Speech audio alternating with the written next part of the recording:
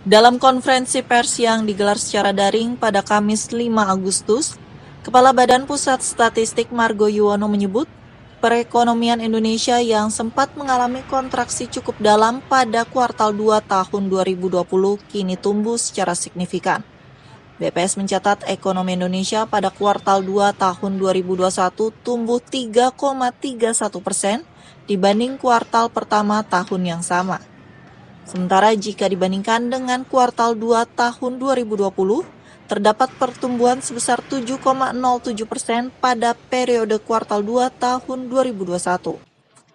Kepala BPS menyebutkan pertumbuhan ekonomi dipengaruhi oleh mobilitas masyarakat pada April hingga Juni tahun 2021.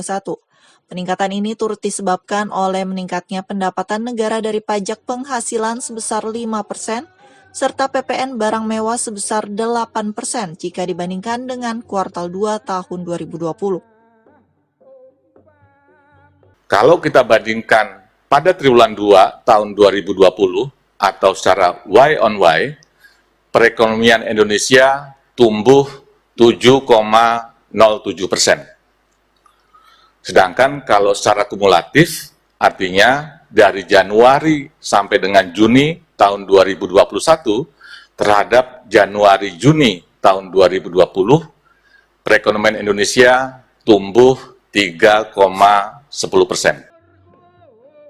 Ia menyatakan periode kuartal kedua memang mengalami peningkatan di setiap tahunnya, kecuali pada 2020 saat Indonesia dihadapkan pada periode awal pandemi.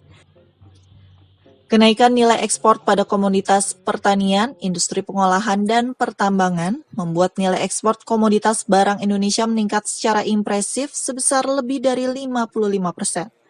Sementara itu, impor yang meningkat lebih dari 50% pada kuartal kedua ini menyebabkan perbaikan ekonomi akibat tersedianya bahan baku penolong untuk beberapa sektor industri.